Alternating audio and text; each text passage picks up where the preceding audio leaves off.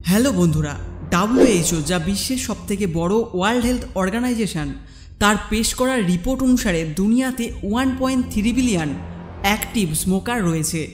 যদি আমি বলি স্মোকিং আপনার জন্য ক্ষতিকারক, তবে এটা আপনার জন্য নিশ্চয়ই নতুন কোনো কথা হবে না।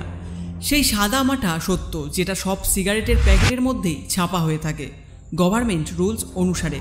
কিন্তু বন্ধুরা, এই সিগারেটের অ্যাডিকশন ভরা দুনিয়াতে কি করে একটা মানুষ এর থেকে মুক্তি পাবে?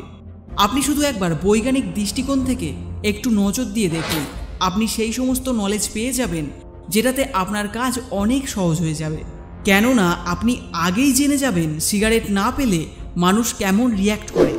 আর এই ভিডিওকে একদম শেষ অবধি দেখবেন, কেননা শেষে আমি আপনাকে এমন কথা বলতে চলেছি যেটাতে শুধু আপনার সিগারেটের অভ্যাসই নয়, যেটার ফলে আপনার জীবনও বদলে যাবে। আর আপনি নিজেই অবাক হয়ে বলবেন, এটা আমার সাথে হলো কিভাবে। তো চলুন শুরু করি। হ্যালো বন্ধুরা, আমি রাজ, আপনাকে স্বাগতম হেলদি লাইফ অ্যান্ড স্টাইলে। সাউথ আফ্রিকার সাইকিয়াট্রিস্ট মাইকেল রাসেলের কথায় স্মোকিংয়ের মেন অ্যাডিকটিভ সাবস্টেন্স হলো নিকোটিন, যা একটা স্মোকারের মাইন্ডকে রিল্যাক্স করতে অনেক সাহায্য করে।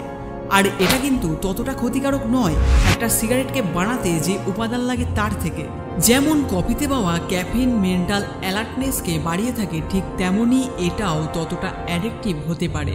কিন্তু আমরা তো কফি পাই, রোজ পান করে থাকি কোনো সমস্যা ছাড়াই। কিন্তু পার্থক্য হলো কফিকে গরম জলে ফোটাতে হয়, যার ফলে ক্যাফিন রিলিজ হয়, আর সিগারেটকে মুখে নিয়ে জ্বালানোর ফলে নিকোটিন রিলিজ হয়।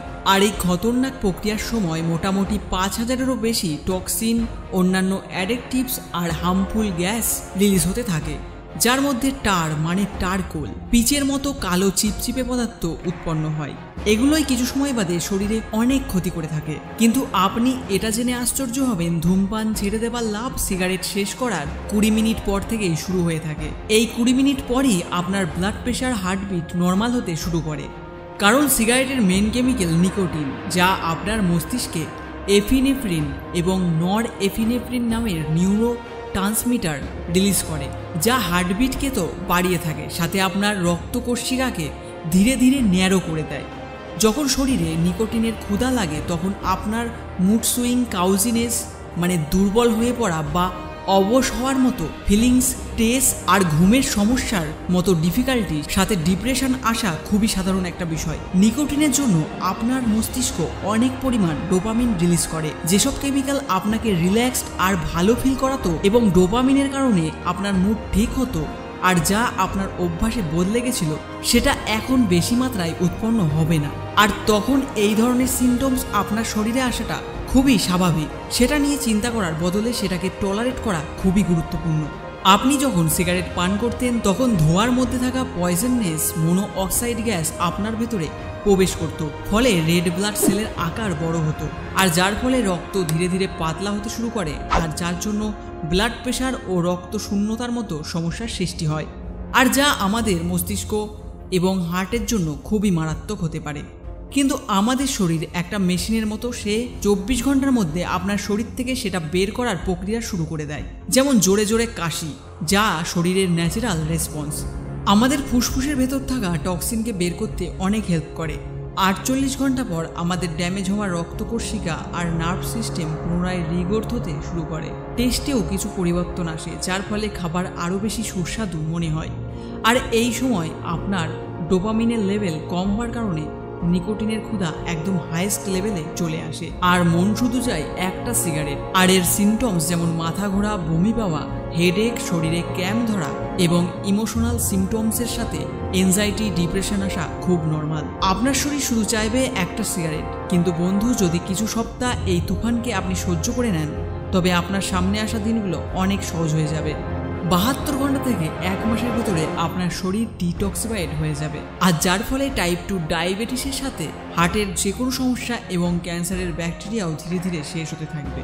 আর এটা শুধু একটা থিওরি নয় বা আন্দাজ নয়, বরং রিয়েল এক্সপিরিয়েন্স এবং কেস স্টাডি থেকে পাওয়া গেছে। এবার বলি সেই বিষয়ে যার মাধ্যমে আপনি আপনার স্মোকিংয়ের হ্যাবিট আর জীবনকেও বদলাতে পারবেন। সবথেকে বড় ভুল যা একটা স্মোকার করে থাকে স্মোকিং ছাড়ার সময়, সেটা হলো তারা নিজেকে একজন স্মোকার মনে করে থাকে। এমন একজন স্মোকার যে স্মোকিং ছাড়ার চেষ্টা করে থাকে, মানে সে নিজেকে ভাবে যে সে একজন স্মোকার, কিন্তু এটা একদম ভুল চিন্তা। কারণ এরম চিন্তা করলে আপনি স্মোকিং কখনোই ছাড়তে পারবেন না, বরং কিছুদিন বাদে হেরে গিভ আপ করে দেবেন। যা একদিনে হতে পারে, 1 মাসে হতে পারে, 1 বছর পরেও হতে পারে। কিন্তু যদি আজ থেকে আপনি মনে করেন যে আমি স্মোকার নই, আমি তো কিছুদিন জাস্ট টাইম পাস করছিলাম, আসলে আমি একজন ফিটনেস ফ্রিক যে সব সময় শরীরকে মন্দিরের চোখে দেখে, যে নিজেকে নিয়ে প্রত্যেকটা সময় ভাবে, যে মনে করে আমার শরীর একমাত্র জিনিস যার মাধ্যমে আমি এই দুনিয়াকে কিছু ভালো জিনিস দিতে পারবো আর লোকেদের জীবন বদলাতে পারবো। আর যদি আমারই শরীর ভেতর থেকে নষ্ট থাকে, তবে আমি কিভাবে অন্য কারোর জীবনে বদল আনবো, কিভাবে অন্য কাউকে বোঝাতে পারবো? এরকম মাইন্ডসেট রাখাটাই আপনার ফার্স্ট স্টেপ হওয়া উচিত। আর নেক্সট স্টেপ ভেবে চিনতে একটা সিস্টেম মানে একটা রুটিন বানাতে হবে, যেটা পুরো দিন আপনাকে অ্যাডিকশন থেকে দূরে রাখবে। যদি আপনি আপনার মস্তিষ্ককে বলেন আপনি একজন স্মোকার নন, তবে সেটা তাকে অ্যাকশনের মাধ্যমেও দেখাতেও হবে। আর এইখানে আপনার রুটিন অনেক কাজে আসবে।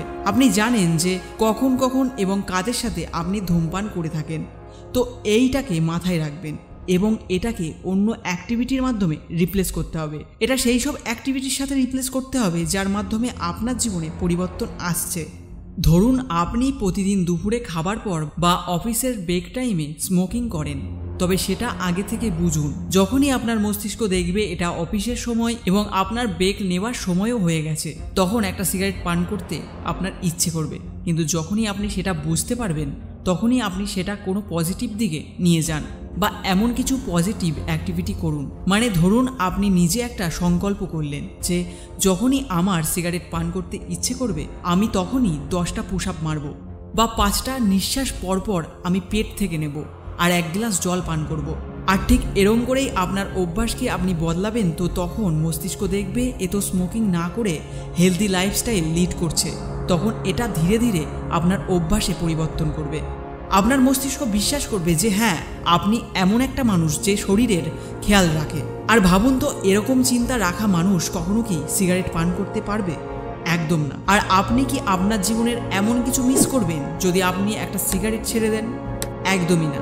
বরং আপনি অনেক বেশি স্ট্রং হয়ে যাবেন আগের থেকে, মেন্টালি এবং ফিজিক্যালি। আর একটা কথা মনে রাখবেন, এই দুনিয়াতে হাই হবার জন্য অন্যান্য অনেক জিনিস রয়েছে, তার জন্য আপনার সিগারেটের প্রয়োজন নেই। আপনাকে যদি আপনার বিহেভিয়ারে পরিবর্তন আনতে হয়, তবে তার জন্য আপনাকে আপনার মাইন্ডসেটের ওপর কাজ করতে হবে, তাকে বদলাতে হবে। তো বন্ধুরা, এই ভিডিওটি দেখার জন্য অনেক ধন্যবাদ। আশা করছি ভিডিওটি থেকে আপনি অনেক কিছু জানতে পেরেছেন। হ্যাঁ, যদি ভিডিওটি ভালো লাগে তবে অবশ্যই লাইক করে শেয়ার করতে ভুলবেন না। আর ভালো ভালো কমেন্ট করুন এবং সাবস্ক্রাইব করে আমাদের সাথে জুড়ে থাকুন। আবার দেখা হবে নতুন একটা ভিডিওতে। এতক্ষণ সাথে থাকার জন্য অনেক ধন্যবাদ। ভালো থাকবেন, সুস্থ থাকবেন। Get fit, stay healthy.